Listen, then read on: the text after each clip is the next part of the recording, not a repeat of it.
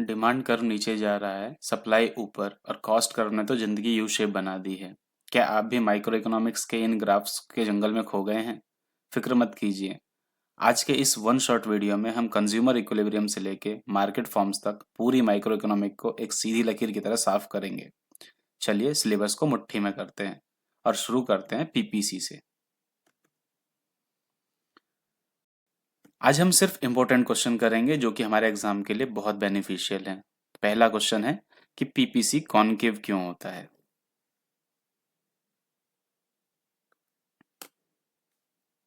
तो पहले समझते हैं पीपीसी होता क्या है। तो पीपीसी शो करता है हमें दो कमोडिटीज के उन सारे कॉम्बिनेशंस को जिन्हें एक प्रोड्यूसर प्रोड्यूस कर सकता है with the help of given technology and resources. Okay, and ये कॉनकेव होता है, उसका रीजन है एमआरटी या MOC, marginal rate of transformation या फिर मार्जिनल अपॉर्चुनिटी कॉस्ट। ये क्या होता है? तो ये बताता है कि अगर हमें एक्स कॉमोडिटी जो है उसमें इंक्रीज करना है या गेन करना है और हमारे रिसोर्सेज एंड टेक्नोलॉजी कांस्टेंट रहे, तो हमें जरूर वाई में कुछ ना कुछ सेक्रीफाइस करना पड़ेगा। तो वाई के सेक्रीफाइस और एक्स के गेन का रेशियो कहलाता है एमआरटी, और एमआरटी का जो रेट होता है वो होता है इंक्रीजिंग। इंक्रीजिंग रेट की वजह से पीपीसी जो है वो कॉनकेव टू द ओरिजिन दिखाई देता है। तो अगर पेपर में क्वेश्चन आए कि PPC concave to the origin क्यों होता है, तो आप रीजन लिखेंगे due to increasing rate of MRT और increasing rate of MOC. Then दूसरा क्वेश्चन आ सकता है कि explain MRT with the help of numerical example, कि भाई ये एमआरटी होता क्या है बताइए और न्यूमेरिकल एग्जांपल की हेल्प से बताइए। तो अभी हमने समझा कि एमआरटी क्या होता है, change in y divide by change in x. Y का क्या हो रहा होगा, सेक्रीफाइस, एंड एक्स का क्या हो रहा होगा, गेन। तो न्यूमेरिकल हेल्प से समझते हैं। लेट सपोज हमने कॉम्बिनेशन बनाए, गुड एक्स लिया, गुड वाई लिया और एमआरटी ट्राई किया देखने के लिए कि कैसा बनता है। ठीक है, combination let suppose A B C D E ले लिया हमने, और गुड एक्स का प्रोडक्शन करना है तो लगातार हम लोग गुड एक्स को बढ़ाते चले जाएंगे। हमें देखना है वाई में कैसा चेंज। तो लेट सपोज वाई पहले 15 यूनिट प्रोड्यूस हो रही थी। अब एक एक्स्ट्रा यूनिट बढ़ाने के लिए, किसकी, एक्स की एक एक्स्ट्रा यूनिट बढ़ाने के लिए हमें वाई में सेक्रीफाइस करना पड़ेगा। तो लेट सपोज हमने वाई का सेक्रीफाइस करके कर दिया 14। अब क्योंकि एमआरटी का रेट कैसा होता है, इंक्रीजिंग रेट होता है, यानी कि हर बार हमें पहले से ज़्यादा सेक्रीफाइस करना पड़ेगा। अब नेक्स्ट जो एक यूनिट हमने एक्स्ट्रा गेन करी, उसके लिए हमें यहाँ पर 2 यूनिट का सेक्रीफाइस करना पड़ेगा, यानी कि 12 यूनिट। नेक्स्ट अगर एक और यूनिट प्रोड्यूस करनी है हमें, तो उसके लिए 3 यूनिट सेक्रीफाइस करनी पड़ेगी, और नेक्स्ट के लिए 4 यूनिट सेक्रीफाइस करनी पड़ेगी, और अगर हम एक और यूनिट बनाना चाहते हैं एक्स की, तो उसके लिए हमें 5 यूनिट सेक्रीफाइस करनी पड़ेंगी। इससे हमारा एमआरटी निकल के आएगा ratio of change in y that is 1 and change in x that is also 1, and change in y 2, 1, 3, 1, 4, 1 and 5, 1। इसे बोलते हैं हम लोग इंक्रीजिंग रेट ऑफ एमआरटी। तो आपको एग्जाम में अगर न्यूमेरिकल हेल्प क्वेश्चन आता है कि न्यूमेरिकल एग्जांपल की हेल्प से बताओ, तो आप एमआरटी को इस तरह से टेबल बना के समझाएंगे। ओके, आई होप आपको क्लियर है। और नेक्स्ट क्वेश्चन की तरफ चलते हैं। नेक्स्ट बहुत इंपॉर्टेंट क्वेश्चन है सेंट्रल प्रॉब्लम। हमारी 3 तरह की सेंट्रल प्रॉब्लम होती है इकोनॉमी में, what to produce, how to produce and for whom to produce. इन तीनों में से एक प्रॉब्लम एग्जाम में आती ही है।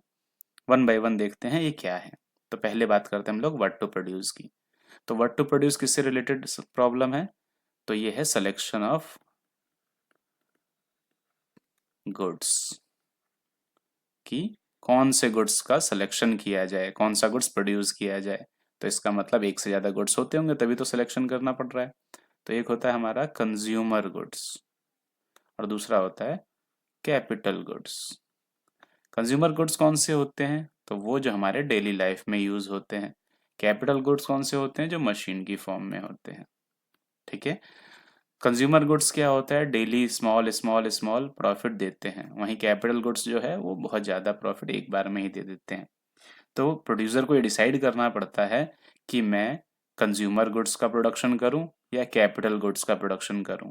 तो ये सिलेक्शन कहलाता है व्हाट टू प्रोड्यूस की प्रॉब्लम या सिलेक्शन ऑफ गुड्स की प्रॉब्लम। क्लियर है? और जब ये डिसाइड हो जाता है कि मुझे इसका प्रोडक्शन करना है इसका, दूसरी प्रॉब्लम साथ में आती है, in what quantity it should be produced, कि किसकी क्वांटिटी ज़्यादा प्रोड्यूस की जाए, किसकी कम।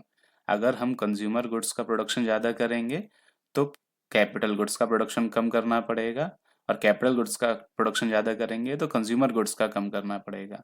क्यों? क्योंकि हमारे पास रिसोर्सेज जो हैं वो स्कार्स हैं। स्कार्स मतलब लिमिटेड हैं। ठीक है। तो ये लिमिटेड रिसोर्सेज की वजह से हम दोनों चीज़ का प्रोडक्शन बढ़ा नहीं सकते, तो एक को बढ़ाएंगे तो दूसरे को जरूर कम करना पड़ेगा। तो रिपीट करते हैं इस बात को। What to produce is the problem related to selection of goods, and goods may be of two types, may be consumer, may be capital goods. Consumer goods are those goods which are use in our day to day life, and capital goods are in the form of machines. अगर हम एक भी unit को बढ़ाना चाहते हैं consumer goods की, तो हमें कैपिटल गुड्स की कुछ यूनिट को सेक्रीफाइस करना पड़ेगा, क्योंकि हमारे पास रिसोर्सेज लिमिटेड हैं। ये हमारी प्रॉब्लम होती है in what quantity it should be produced. अगर व्हाट टू प्रोड्यूस क्लियर है तो हम हाउ टू प्रोड्यूस की तरफ चलते हैं। दूसरी प्रॉब्लम हमारी आती है हाउ टू प्रोड्यूस, कि कितनी मात्रा में प्रोडक्शन किया जाए। ये क्या है? कैसे प्रोडक्शन किया जाए? तो how to produce is the problem related to selection of technique, कि हम कौन सी टेक्निक का उपयोग करके प्रोडक्शन करें। तो इसका मतलब टेक्निक भी एक से तो ज़्यादा ही होती होंगी। तो हाँ, ऑफ कोर्स, एक होती है LIT, एक होती है CIT। LIT क्या है? Labour intensive technique. CIT क्या है? Capital intensive technique. Labour intensive technique का मतलब होता है जब इकोनॉमी में लेबर लगाकर ज़्यादा प्रोडक्शन किया जाता हो, और कैपिटल इंटेंसिव टेक्निक का मतलब होता है जब इकोनॉमी में मशीन्स का यूज़ करके ज़्यादा प्रोडक्शन होता हो। मशीन का जब हम यूज़ करते हैं तो उससे हमारा प्रोडक्शन बढ़ता है, हमारी क्वालिटी बढ़ती है, जो प्रोडक्शन हम करते हैं उसकी, हमारा टाइम कम लगता है, हमारी कॉस्ट कम लगती है। वहीं अगर हम लेबर लगाते हैं तो इकोनॉमी के अंदर एम्प्लॉयमेंट बढ़ती है। ठीक है। तो दोनों के अपने अपने प्रॉफिट और अपने अपने नुकसान होते हैं। प्रोड्यूसर को ये ध्यान रखना पड़ता है कि मेरा मोटिव क्या है, जिसके हिसाब से मैं लेबर इंटेंसिव टेक्निक का यूज करूं या कैपिटल इंटेंसिव टेक्निक का। तो दोनों में से किसी एक का चयन किया जाता है।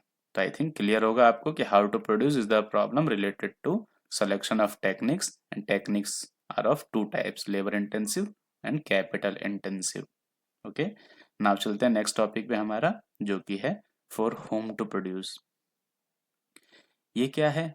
तो ये प्रॉब्लम है related to distribution of income, कि इनकम का डिस्ट्रीब्यूशन कैसा है। मोस्टली इकोनॉमीज में डिस्ट्रीब्यूशन जो होता है वो अनइक्वल ही होता है, और अनइक्वल जब होता है तो इकोनॉमी में रिच भी होते हैं, पुअर भी होते हैं, और मिडिल क्लास भी होते हैं। ओके। तो अगर इकोनॉमी में रिच ज़्यादा हैं तो मैं ऐसा प्रोडक्ट बनाऊंगा जो उनके काम आता हो। ये कौन से प्रोडक्ट होंगे जो उनके काम आते होंगे? Luxury goods. वहीं अगर पुअर ज़्यादा है इकोनॉमी में तो उनके लिए प्रोडक्ट बनाना है मुझे, तो उनके लिए बनाऊंगा नेसेसिटी। और मिडिल क्लास अगर ज़्यादा है तो हम बनाएंगे यहाँ पर कंफर्टेबल गुड्स। तो हमें ये देखना पड़ता है कि फॉर होम टू प्रोड्यूस की समस्या कब आती है? जब अनइक्वल डिस्ट्रीब्यूशन होता है इकोनॉमी में, कुछ अमीर हो जाते हैं, कुछ मिडिल क्लास, और कुछ पुअर रह जाते हैं। तो अमीरों के लिए बनता है लग्जरी गुड्स, मिडिल क्लास के लिए कंफर्टेबल, और पुअर के लिए नेसेसिटी। ओके। आई थिंक आपको तीनों प्रॉब्लम क्लियर हो गई होगी। What to produce selection of goods से रिलेटेड थी, how to produce selection of technique से रिलेटेड थी, and for whom to produce distribution of income से रिलेटेड थी। आगे चलते हैं और देखते हैं हमारा नेक्स्ट टॉपिक, जिसका नाम है law of diminishing marginal utility. तो यूटिलिटी क्या होता है, तो इसकी थ्योरी दी थी हमारे मार्शल भाई साहब ने। मार्शल ने क्या बताया कि यूटिलिटी क्या है, वांट सेटिस्फाइंग पावर। किसके अंदर होती है ये, कॉमोडिटी के अंदर होती है। क्या बताया उसने कि अगर हम किसी कॉमोडिटी की यूनिट्स को लगातार कंज्यूम करते चले जाएंगे तो उससे मिलने वाला सेटिस्फेक्शन, जिसे मार्जिनल यूटिलिटी कहते हैं हम लोग, वो हर बार घटता चला जाएगा। इसे कहते हैं law of diminishing marginal utility.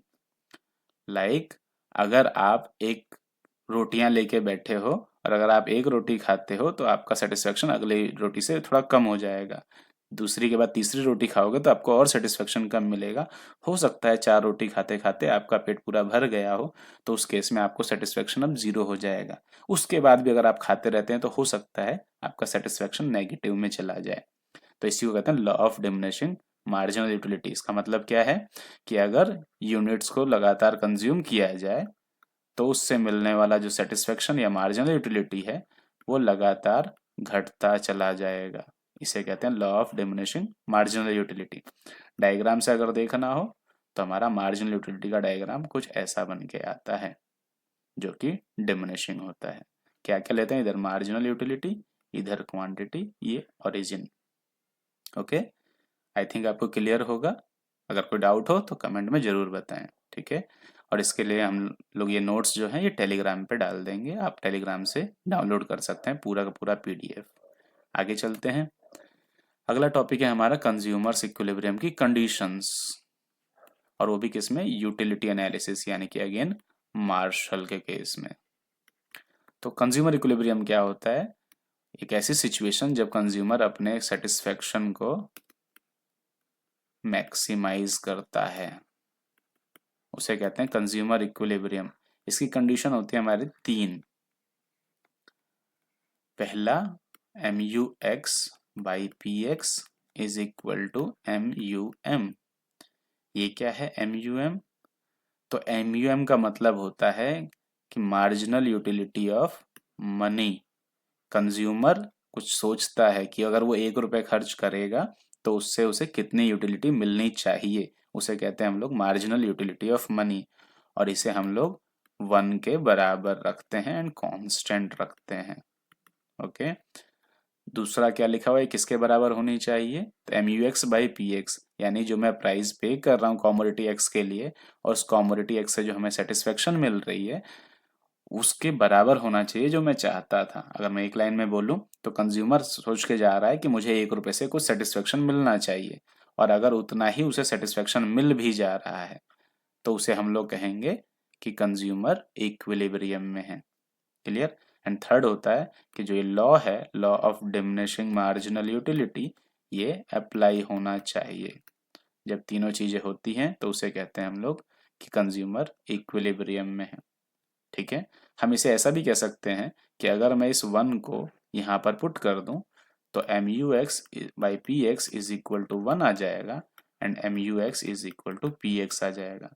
तो हम कह सकते हैं कि जितना हम किसी कमोडिटी के लिए प्राइस पे कर रहे हैं, अगर उतने के बराबर का हमें सेटिस्फेक्शन मिल जाता है तो उसे हम कहेंगे कि कंज्यूमर इक्विलिब्रियम में है।